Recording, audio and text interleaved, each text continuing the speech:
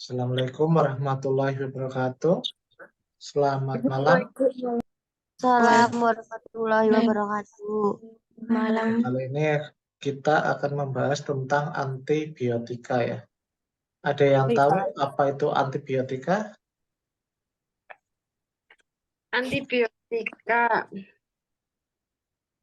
yaitu suatu lah. Ya, ada yang tahu?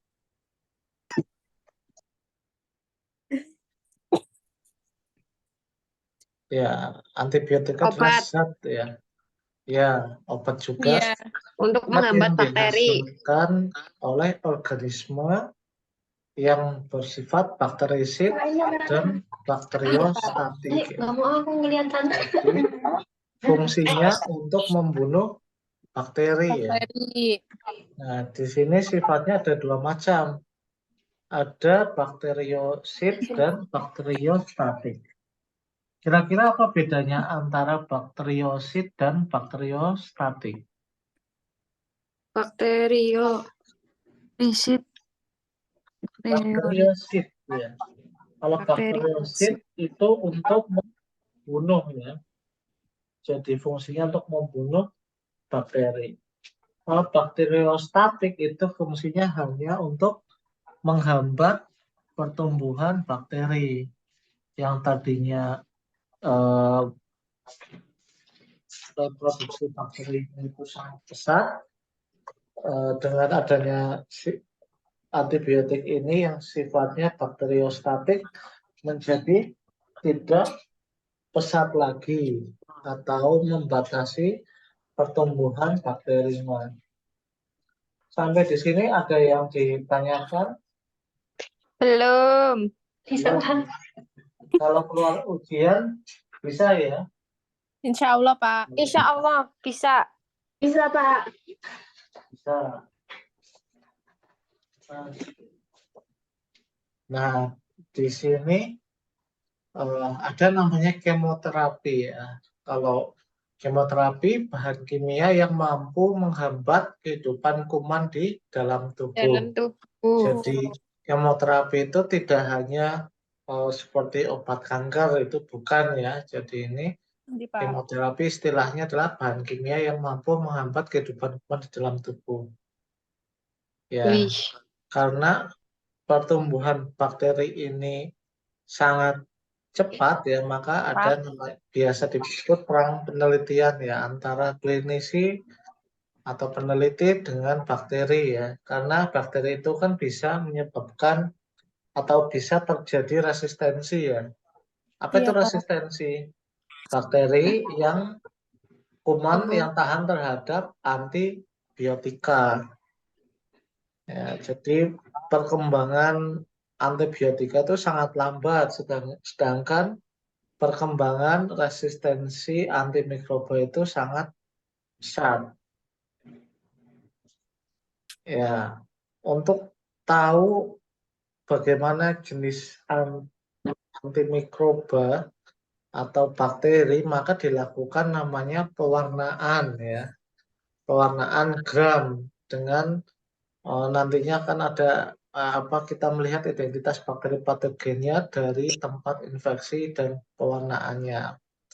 Kemudian untuk melihat apakah dia nantinya resisten, apakah berkembang biak atau tidak, kita pakai kultur ya. Jadi kultur bakteri. Kita mengembangbiakkan bakteri untuk bisa mengidentifikasi apa yang ada. Nah, dari hasil kultur ini pun kita tidak serta-merta langsung percaya hasilnya ya, karena ada namanya kultur positif palsu. Nilainya positif, ada bakteri, tetapi itu terjadi karena adanya kontaminasi. Bisa juga negatif palsu ya. Ini jika sampel terinfeksi dan media kultur tidak sesuai ya. Contohnya untuk pengembangbiakannya kulturnya tidak sesuai, maka bakteri kemungkinan tidak akan tumbuh. Atau sebelumnya sudah menggunakan antibiotik yang sangat banyak. Biasanya hasilnya negatif ya. Nah, dalam kita melihat hasil kultur bakteri, maka kita mengenal istilah KHM, konsentrasi hambat minimal, yaitu konsentrasi minimal antibiotik atau konsentrasi atau kadar minimal antibiotik yang dapat mencegah pertumbuhan bakteri.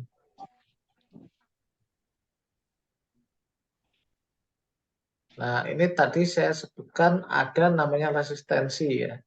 Jadi resistensi Ya. itu kuman itu tahan terhadap Antibiotik. antibiotik.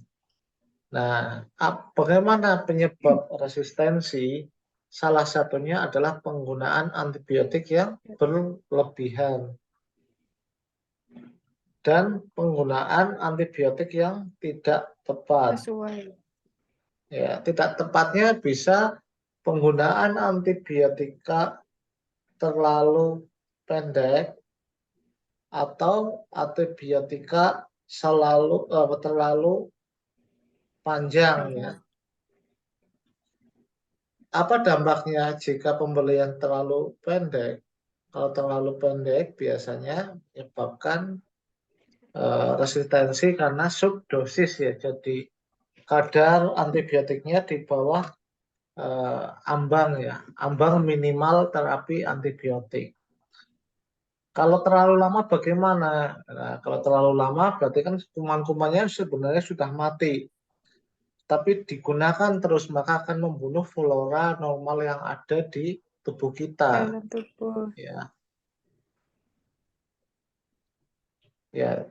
Jika kita menggunakan antibiotik terlalu lama, ya maka flora normal pun yang sebagai untuk menjaga tubuh kita, kan namanya bakteri ada bakteri baik dan jahat. Ya bakteri Iya. baiknya itu mati semua, maka jika terjadi infeksi lagi, maka tidak ada perlindungan di dalam tubuh kita ya. Jadi semuanya mati ya. Nah, ini faktor-faktor resistensinya. Tadi ya pengobatan yang terlambat atau telat pemberian antibiotika. Dosisnya terlalu rendah.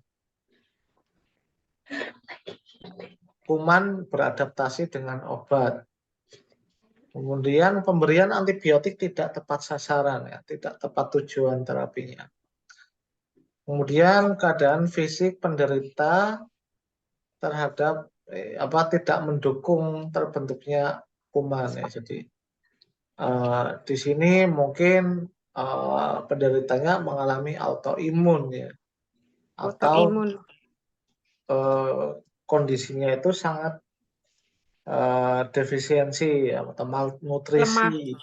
ya, sangat lemah, malnutrisi, maka antibiotik itu pun tidak akan bisa bekerja ya. Ya, kemudian ada namanya hiperreaksi ya, hipersensitivitas. Oleh karena itu, pemberian antibiotik itu perlu pemantauan ya, atau pengawasan supaya tidak terjadi atau kita bisa mencegah terjadinya adverse drug reaction ya, reaksi obat yang merugikan ya dari antibiotik kalau kurangnya alergi. Toksisitas ya karena dosisnya terlalu tinggi. Kemudian superinfeksi ya, ini superinfeksi terjadi karena resisten ya. Jadi perlu menggunakan antibiotik lain yang tingkatannya jauh lebih tinggi. Ada efek kumulasi ya. Jadi tidak sembuh-sembuh maka kumannya akan semakin banyak ya, terkumulasi. Kemudian klasifikasi antibiotika. Di sini ada antibiotika penisilin ya. Jadi golongan penisilin contohnya amoksisilin, ampicillin, penisilin G. Kemudian ada namanya cefalosporin. Cefalosporin terbagi dari 4 golongan ya. Golongan 1, 2, 3, dan 4. Kalau ke golongan 1 berarti dia sifatnya itu lebih ke gram positif. Kalau semakin naik tingkatannya sampai golongan 3, 4 maka sifat kemampuannya adalah lebih membunuh kuman gram negatif. Ya. Selanjutnya ada namanya golongan tetrasiklin, kemudian ada kloramfenikol, selanjutnya ada aminoglikosida. Apa itu aminoglikosida contohnya? Contohnya kayak gentamisin, amikasin ya. Saat kalian kemarin praktek di lapangan, kan kalian sering ya, jadi diminta untuk mengantar obat ke farmasi, meminta gentamisin. Ya, gentamisin merupakan salah satu obat dari golongan aminoglikosida. Kemudian ada antibiotik lain, contohnya makrolida.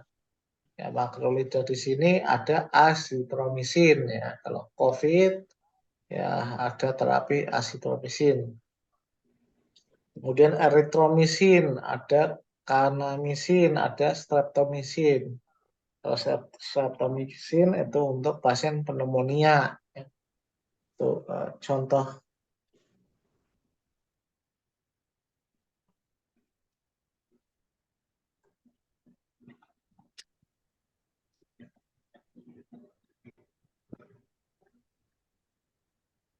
Ya, ini tadi penisilin ada untuk membunuh kuman gram negatif dan gram positif ya. Positif. Jadi di sini kerjanya itu luas ya, bisa membunuh positif dan negatif. Contohnya ada streptococcus ya, kuman streptococcus, staphylococcus proleta, clostridia atau clostridium, ada anthrax ya, ada actinomycetes. Kemudian untuk penisilin ini rata-rata per oral ya, karena apa? Mudah terabsorpsi. Dan ada contohnya juga yang beberapa yang rusak karena enzim, maka obatnya itu ada salut selaput ya untuk melindungi obat dari degradasi enzim pencernaan. Nah, distribusi penisilin ada ke yang masuk ke otak ya. Jadi untuk kondisi-kondisi pasien-pasien seperti meningitis ya atau radang selaput otak bisa menggunakan dari golongan penisilin. Selanjutnya terkait pasien tetanus ya. Pasien tetanus, kalau pasien yang tetanus kan juga menyerang ke otak juga. Nah, oleh karena itu bisa diberikan golongan penisilin. Ya, contohnya ampicillin itu untuk menembus sawar otak. Faringitis ya, demam rematik, pneumonia yaitu juga menggunakan golongan penisilin. Ya, padahal apa? Padahal penisilin itu adalah antibiotik yang sudah sangat jadul ya. Kenapa? Karena tahun 1949 pun penisilin itu sudah digunakan secara luas ya. Jadi zaman perang kemerdekaan, agresi militer Belanda dulu sudah ada nih yang namanya penisilin. Nah, tetapi jika pemberiannya berlebih maka berpotensi terjadinya resisten.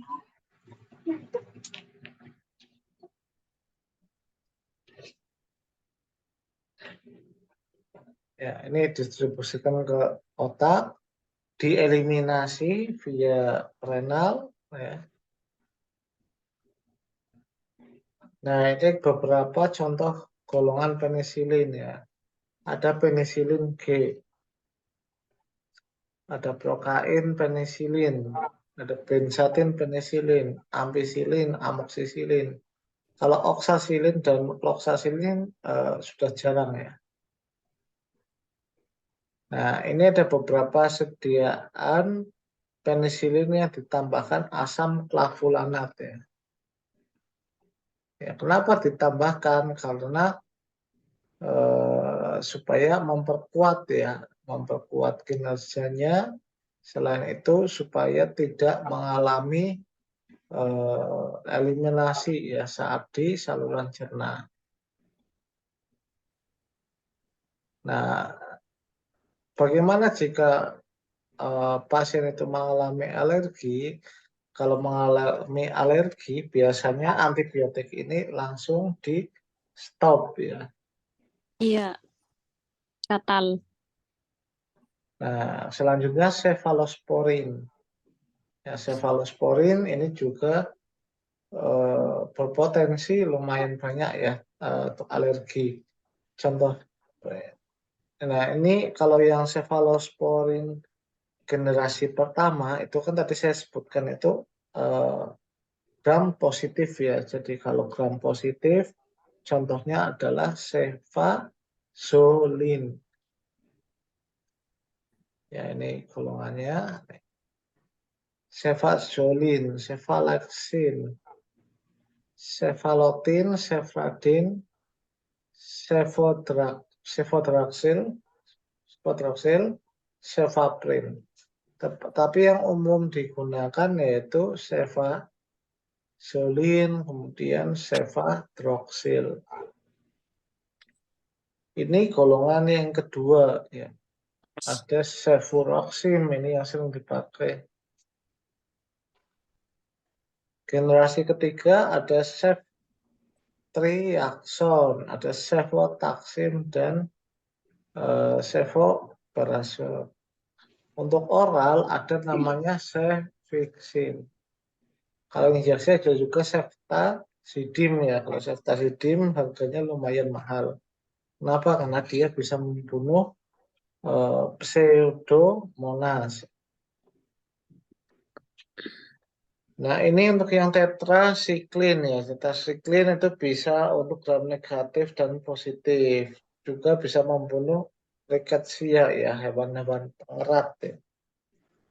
Jadi kalau seandainya kita tergigit oleh hewan pengerat ya, maka bisa melakukan pencegahan dengan tetrasiklin. Tetrasiklin metabolitnya pada gigitan tulang. Oleh karena itu, pada pasien anak-anak itu tidak disarankan menggunakan tetrasiklin. Selanjutnya untuk chloramphenicol, ini spektrumnya luas ya, jadi dia bisa bekerja untuk gram positif serta gram negatif. Kalau chloramphenicol itu bisa spesifik untuk Salmonella typhi ya, untuk pasien tipoid. Tapi banyak juga efek sampingnya dari chloramphenicol sendiri ya, salah satunya kebutaan dan potensi alergi yang lebih tinggi. Dan pada chloram ini dilarang diberikan pada ibu hamil, baik trimester 1, 2 maupun ketiga. Nah ini tetrasiklin ya, golongannya ada tetrasiklin, ada doxycycline. Kalau doxycycline itu digunakan pasien untuk profilaksisnya ya, antibiotik profilaksis. Ya ini tetrasiklin sangat berpotensi terjadinya resisten ya jika pemberiannya tidak tepat. Dan juga penggunaan hampir semua antibiotik itu disarankan tidak bersamaan dengan meminum susu ya. Kenapa? Karena akan berpotensi yaitu obatnya tidak akan berefek.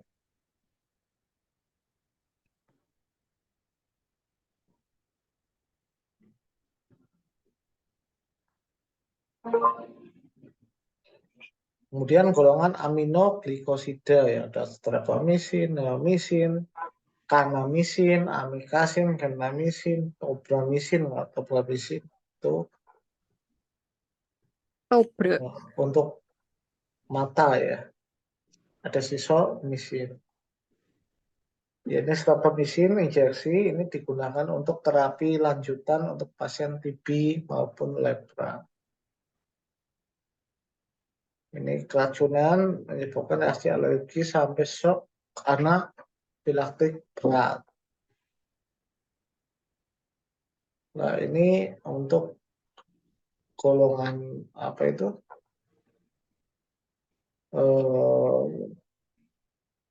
Aminoglikosida ya. Dia bisa gram positif dan negatif, tetapi lebih utama bekerja untuk membunuh kuman gram negatif. Ya, ini penyerapan neomycin dan kanamisin per oral itu jelek ya, sedangkan gentamicin dan tobramycin itu lebih bagus. Gentamicin diberikan juga pada luka bakar dan luka pada kulit. Kemudian erythromycin ini aktivitasnya mirip penisilin tetapi kekuatannya lebih rendah. Karena kekuatannya lebih rendah, maka waktu atau interval pemberiannya itu lebih sering ya.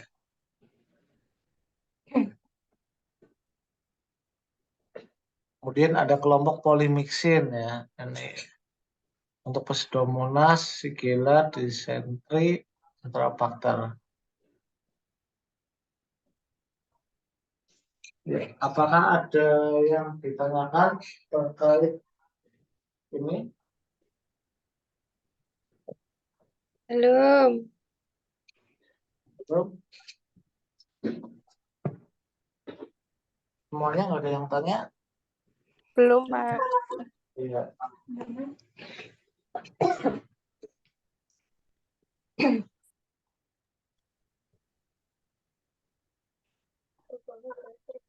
Ya. Nanti. Kalau nggak ada, saya akhiri ya untuk terkait dengan slide antibiotika.